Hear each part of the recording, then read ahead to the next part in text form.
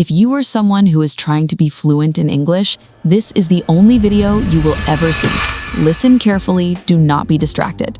Oh, wow, that's a bold statement right there. I know, but here's the thing. We're about to completely destroy everything you think you know about learning English, and I mean everything. Right, and honestly, most people are doing it completely wrong. Exactly, like they're spending years studying grammar rules, memorizing vocabulary lists, and what happens? They still can't have a simple conversation at Starbucks without panicking. Oh man, the Starbucks panic is real. But here's what's crazy. A 5-year-old kid who doesn't know a single grammar rule can speak perfectly. How does that work? That's exactly what we're going to break down today. I'm Nyla, your host, and this is Mark. He's basically a language learning detective who's figured out why 95% of English learners are stuck in this endless cycle of frustration. Detective Mark at your service. And before we dive deep, quick shout out. You're listening to Native Speakers English, the only channel that's going to tell you the brutal truth about language learning. No sugarcoating, no false promises, just science-backed methods that actually work. Right, and if you want more content like this, hit that follow button because we're about to expose some serious lies. Okay, Mark, let's start with the biggest lie of all. What do people think fluency actually means? Oh, this is good. Most people think fluency means knowing every grammar rule, having perfect pronunciation, and never making mistakes. It's like they think fluency is some kind of linguistic perfection. Exactly, but this is huge. Fluency is actually just communication without stopping. That's it. Right. It's about flow, not perfection. Native speakers make mistakes all the time. We use slang, we break grammar rules, we say and constantly. I literally just said 3 times in the last sentence.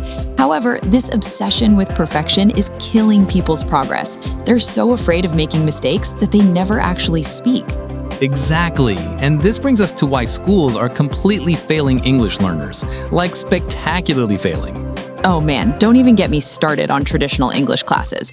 They're teaching English like it's math. Right. They're focused on learning about the language instead of actually acquiring the language. There's a massive difference between learning and acquisition. Break that down for people. So learning is conscious. It's studying rules, memorizing lists, taking tests. But acquisition is subconscious. It's what happens when you naturally absorb language through meaningful exposure. Kids acquire language, they don't learn it. Exactly, and schools are stuck in this learning mode because it's easier to test. You can't give someone a test on acquisition, but you can definitely test them on the past perfect tense. Right. And here's the kicker. Most English teachers aren't even fluent themselves. They learned English as a second language through the same broken system they're now teaching. Oh wow, that's harsh but true. It's like the blind leading the blind. However, there is a way out of this mess, and it's called comprehensible input. Yes, this is where things get exciting. Comprehensible input is basically the secret sauce of language acquisition. Okay, so explain this like I'm 5 years old, because that's actually perfect for this concept. Perfect analogy. So, comprehensible input means you understand the message even if you don't know every single word. It's like watching a Disney movie. You get the story from context, facial expressions, actions. Right, and there's this formula called I+1. Your current level is I, and you need input that's just one level above. That's the +1. Exactly. Not too easy, not too hard. Just like Goldilocks, it needs to be just right. But here's what most people do wrong. They jump straight to advanced content because they think it's more productive. Oh my God, yes! They're watching CNN or reading Shakespeare when they should be watching Friends or reading simple stories. Friends is actually perfect for intermediate learners. The situations are relatable, the vocabulary is everyday, and you get tons of context clues. However, here's a quick action step for everyone listening. Find content that you understand about 70 to 80%. If you're getting less than 70%, it's too hard. If you're getting 95% or more, it's too easy. Great tip. And this whole concept comes from Stephen Krashen, who's basically the godfather of language acquisition research. Stephen Krashen. This guy has been fighting the good fight for decades. Mark, tell people why his research is so revolutionary. So Krashen proved that we acquire language through understanding messages, not through studying grammar.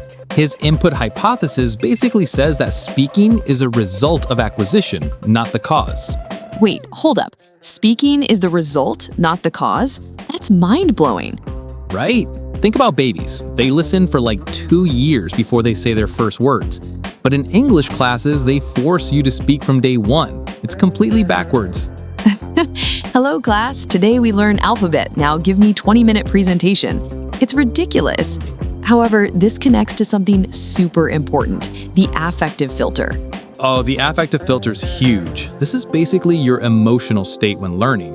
When you're stressed, anxious, or bored, your brain literally blocks language input. So all those students sitting in boring grammar classes, terrified of making mistakes, their filter is sky high.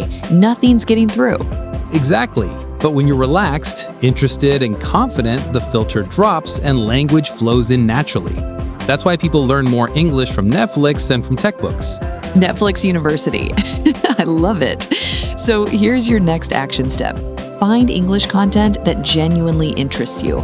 Not what you think you should watch, but what you actually enjoy. Yes, love cooking? Watch cooking shows. Into fitness? Follow English fitness channels. The content has to be compelling or your brain will just tune out. And this brings us to probably the most dangerous mistake people make, forced output. Mark, this one makes me so angry. Oh, forced output is language learning poison. This is when teachers or apps force you to speak before you're ready. It's like forcing a baby to run before they can walk. Right, and what happens? People develop terrible habits because they're trying to speak with insufficient input. They start translating from their native language, using broken grammar patterns. Exactly. It's like building a house on a weak foundation. But there's this massive pressure to speak immediately because people think that's how you practice. But speaking isn't practice, speaking is performance. You can't perform something you haven't acquired yet. It's like trying to perform a piano piece you've never heard before. Perfect analogy. And here's the beautiful thing. When you have enough input, speaking happens naturally. It's not forced, it just emerges. It's like when you're watching a movie and you start predicting what characters will say, that's your internal speech developing. However, most people panic because they think they're not progressing if they're not speaking. All right, there's this silent period that's completely normal and necessary. Kids have it, adults should have it too. But society pressures us to perform immediately. So here's your final action step. Give yourself permission to be silent. Consume tons of comprehensible input without pressure to speak. When you're ready, the words will come. Love it. And just to recap for everyone, fluency is about communication flow, not perfection. Schools are teaching learning instead of acquisition. You need comprehensible input at your level +1. Keep that affective filter low with interesting content, and don't force output before you're ready. Exactly. But here's the thing. We've just scratched the surface today.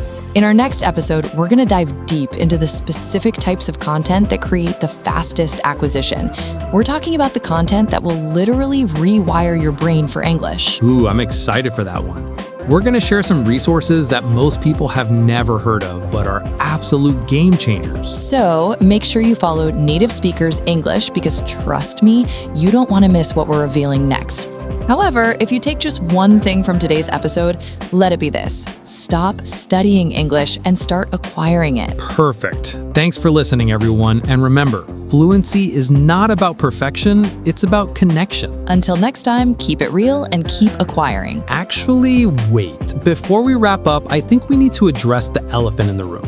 People are probably thinking, this sounds great in theory, but how long will this actually take? Oh, absolutely. Everyone wants the timeline.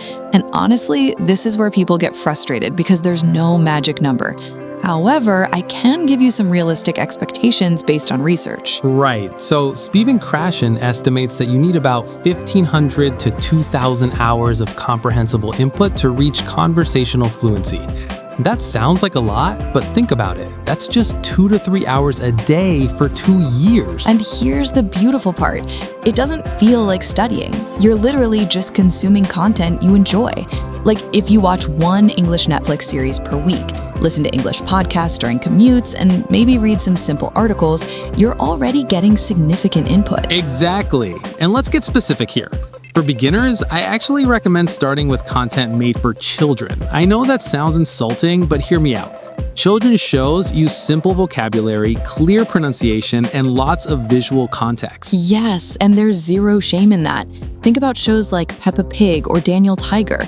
They're designed for comprehension. The sentences are short, the vocabulary is high frequency, and the situations are universally relatable.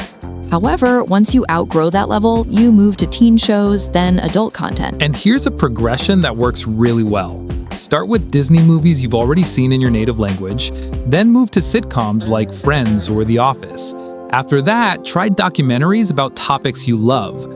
Finally, tackle news, podcasts, and complex dramas. Oh, and can we talk about subtitles for a second? Because this is where people make huge mistakes. Most beginners think they should use subtitles in their native language, but that's actually counterproductive. Right. When you use native language subtitles, your brain just reads instead of processing the English audio. It's like having training wheels that never come off. The proper progression is no subtitles first, then English subtitles if needed, and native language subs only as a last resort. Exactly. And here's another mistake I see constantly. People trying to understand every single word. They pause, rewind, look up words in dictionaries. However, this completely breaks the flow and defeats the purpose of natural input. It's like trying to learn to swim by analyzing every molecule of water. You need to let the language wash over you.